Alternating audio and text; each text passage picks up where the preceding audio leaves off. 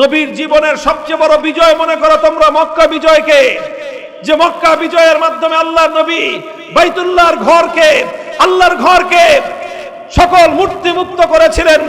আল্লাহর ঘর থেকে 360টা মূর্তিকে তিনি ভূপাতিত করেছিলেন। মক্কা বিজয়ের মাধ্যমে যেই নগর থেকে আল্লাহর নবী বিতাড়িত হয়েছিলেন, যেই নগর থেকে আল্লাহর নবী জুলুম এবং নির্যাতন সহ্য করে যেখান থেকে তিনি প্রস্থান করতে বাধ্য হয়েছিলেন, যেই শহর তিনি ছাড়তে বাধ্য হয়েছিলেন, যেই শহরে তার জীবনে সবচেয়ে বেশি জুলুম এবং নির্যাতন সহ্য করতে হয়েছিল, মক্কা বিজয়ের মাধ্যমে আল্লাহর নবী সেই মক্কায় আবার বিজয়ী বেশে প্রবেশ করেছিলেন। মক্কা বিজয়ের পর গোটা আরব 1 বছরের মধ্যে ইসলামের শামিয়ানার নিচে জড়ো হয়েছিল। এই জন্য সাধারণ মানুষ, সাধারণ মুসলমানরা মক্কা বিজয়টাকেই আল্লাহর নবীর জীবনের সবচেয়ে বড় বিজয় বলে আখ্যায়িত করে। কিন্তু সাহাবীগণ বলেন যে মক্কা বিজয় এটা আসলে একটা মামুলি বিজয় ছিল, মক্কা বিজয় একটা সাধারণ বিজয় ছিল। আসল বিজয় ছিল হুদায়বিয়ার সন্ধি। আসল বিজয় হুদায়বিয়ার সন্ধি কেমনে ছিল অত দীর্ঘ সূক্ষ্ম আলোচনার মঞ্চ এটা নয়। তবে এতটুকু কথা যে মক্কা বিজয়ের ভিত রচিত হয়েছিল হুদায়বিয়ার মাঠে। যদি হুদায়বিয়ার মাঠে আল্লাহর নবী সেভাবে সন্ধি না করতেন তাহলে মক্কা বিজয়ের জন্য এই উপযুক্ত পরিবেশ তৈরি হতো না। হুদায়বিয়ার সন্ধি চুক্তি হয়েছিল বলেই আল্লাহর নবী রোম সম্রাট, পারস্য সম্রাটের নিকট ইসলামের দাওয়াত পৌঁছে দিতে পেরেছিলেন।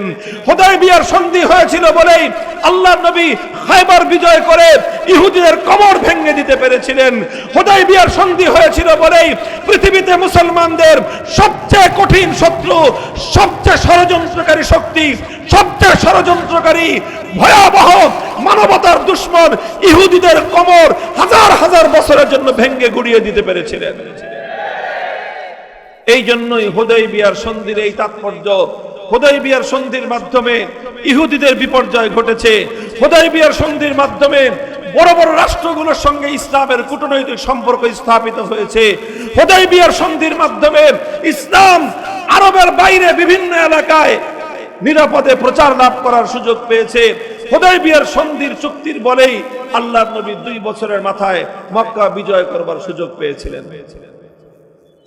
মুহতারাম হাজিরিন, আমি আমার আলোচনার একটা পরিসমাপ্তি আছে, সেদিকে আমি আস্তে আস্তে যাব।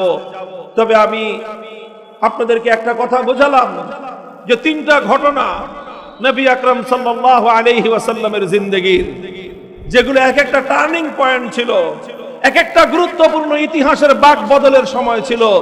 সেই বাঁক বদলের মুহূর্তগুলোতে আমাদের নবী অত্যন্ত দূরদৃষ্টির সাথে, সাহসিকতার সাথে, আবার প্রজ্ঞার সাথে সঠিক সিদ্ধান্ত নিয়েছিলেন। এই জন্যই ইসলাম পরবর্তী যুগে এই 3টা সিদ্ধান্তের উপর ভিত্তি করে বিশ্বকে জয় করেছিল। 1 নম্বর হলো কি বললাম, হিজরতের সিদ্ধান্ত। 2 নম্বর হলো জিহাদের সিদ্ধান্ত। 3 নম্বর হলো সন্ধির সিদ্ধান্ত। এই 3টা সিদ্ধান্তই হলো নবী আকরাম সাল্লাল্লাহু আলাইহি ওয়াসাল্লামের জিন্দেগিতে সবচেয়ে গুরুত্বপূর্ণ তাৎপর্যময় 3টা সিদ্ধান্ত। এই 3 সিদ্ধান্তের পর নবী আকরাম সাল্লাল্লাহু আলাইহি ওয়াসাল্লামের যখন ইন্তেকাল হয়ে গেল, খলিফাতুল মুসলিমিন নিযুক্ত হলেন আবু বকর সিদ্দিক রাদিয়াল্লাহু আনহু। তিনি খলিফা নিযুক্ত হওয়ার পর সামনে তার 3টা বড় বড় সমস্যা এসে উপনীত হলো। কয় সমস্যা? 3 সমস্যা তার সামনে এসে উপনীত হলো। হযরত আবু বকর সিদ্দিক রাদিয়াল্লাহু তাআলা আনহু 3 সমস্যা, পাহাড়ের সমান 3টা সমস্যা। তিনি এই 3 সমস্যার মোকাবেলা কিভাবে করবেন? প্রথম সমস্যা দেখা দিল আবু বকর সিদ্দিক রাদিয়াল্লাহু তাআলা আনহুর সামনে, মানেইনে যাকাত। মুসলমানদের মধ্যে একদল মাথা চাড়া দিয়ে উঠলো। তারা বলল যে না, এখন আর আমরা যাকাত দেব না। আমরা আল্লাহর নবীর যুগে নবীর কাছে যাকাত দিতাম, নবীজি নাই, সুতরাং এখন আর যাকাত দিব না। যাকাত দিতে তারা অস্বীকার করলো। কেউ কেউ যাকাত দিবে ঠিক, কিন্তু নিজে ব্যক্তিগতভাবে যাকাত দিয়ে দিবে। মুসলমান খলিফার হাতে, মুসলমানদের খেলাফতের হাতে, ইসলামের আমিরের হাতে, আমিরুল মুমিনিনের হাতে তারা যাকাত দিবে না। এইরকম তারা যাকাতের বিষয়ে ইসলামের 4 স্তম্ভের মধ্যে একটা স্তম্ভের ব্যাপারে নমনীয়তা শিথিলতা প্রদর্শন করার চিন্তা করলো। ইতিহাসে যাদেরকে বলা হয় মানে ইনে যাকাত, যাকাত অস্বীকারী, যাকাত প্রদানে অস্বীকারীদের ফিতনা মুসলমানদের মধ্যে ভয়াবহ আকার ধারণ করলো এই ফিতনা। এটা ছিল একটা সমস্যা। দ্বিতীয় সমস্যা ছিল খলিফাতুল মুসলিমিন আবু বকর সিদ্দিক রাদিয়াল্লাহু তাআলা আনহুর সামনে, সেটা হলো ভণ্ড নবীদের আবির্ভাব।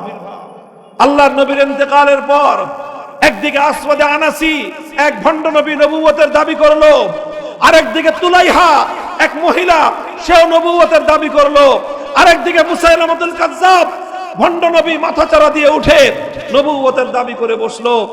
এইভাবে একটা একটা করে ভণ্ড নবী মাথাচাড়া দিয়ে উঠতে লাগলো।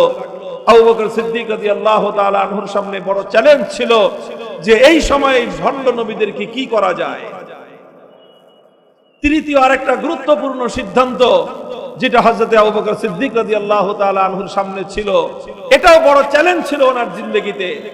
সেটা হলো যে আল্লাহর নবী তিনি যখন মৃত্যু শয্যায় শায়িত, আল্লাহর নবী মৃত্যু শয্যায় শায়িত অবস্থায় জিহাদের জন্য একটা বাহিনী প্রেরণ করেছিলেন, একটা বাহিনী তৈরি করেছিলেন, যেই বাহিনীকে ইতিহাসের পাতায় বলা হয় জয়শে উসামা, উসামা বাহিনী।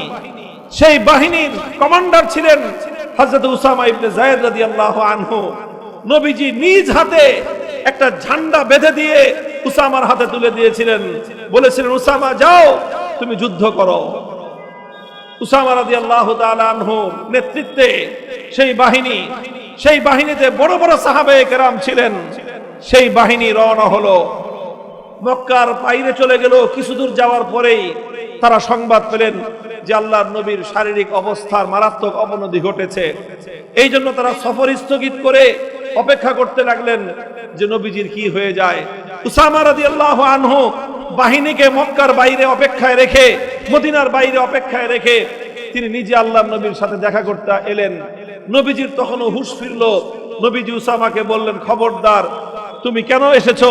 যাও, তোমাকে যে জিহাদের জন্য আমি প্রেরণ করেছি তুমি বাহিনী নিয়ে সেই জিহাদের জন্য রওনা হয়ে যাও। উসামা রাদিয়াল্লাহু আনহু ওনার মা তাকে বললেন তুমি বাইরে গিয়ে আরেকটু অপেক্ষা করো, আমার পক্ষ থেকে সংবাদ না পাওয়া পর্যন্ত তুমি বাহিনী নিয়ে রওনা করবে না। হযরত উসামা মদিনার বাইরে গিয়ে অপেক্ষমান থাকলেন। এর মধ্যে ওনার মায়ের পক্ষ থেকে সংবাদ আসলো যে নবীজির ইন্তেকাল হয়ে গেছে, তুমি তাড়াতাড়ি আসো। উসামা রাদিয়াল্লাহু আনহু যেই ঝান্ডা, জিহাদের যেই ঝান্ডা আল্লাহর নবী নিজ হাতে বেঁধে দিয়েছিলেন, হযরত উসামা সেই ঝান্ডা এনে নবীজির বাড়ির সামনে গেড়ে দিলেন। মাটিতে রাখেন নাই, মাথার উপর জমিনের উপর গেড়ে সেই ঝান্ডা আকাশের উপর পথ করে উড্ডীন অবস্থায় তিনি রাখলেন। নবীজির ইন্তেকাল হয়ে গেল, জানাজা হয়ে গেল, দাফন কাফন হয়ে গেল। খলিফাতুল মুসলিমিন আবু বকর সিদ্দিক তিনি খলিফা এবং আমিরুল মুমিনিন নির্বাচিত হলেন। খলিফা নির্বাচিত হওয়ার পরেই প্রশ্ন আসলো, এখন সেই উসামা বাহিনী কি হবে? তারা কি যুদ্ধে যাবে কি যাবে না? যুদ্ধে যাবে কি যাবে না? এমন সময় চতুর্দিক থেকে সংবাদ আসতে লাগলো, রোম সম্রাট, পারস্য সম্রাট তারা পরিকল্পনা করতেছে যে মুসলমানদের যে উত্থান শুরু হয়েছে, সেই মুসলমানদের নবী মারা গিয়েছেন, ইন্তেকাল করেছেন। এখন মুসলমানরা দুর্বল অবস্থায় আছে,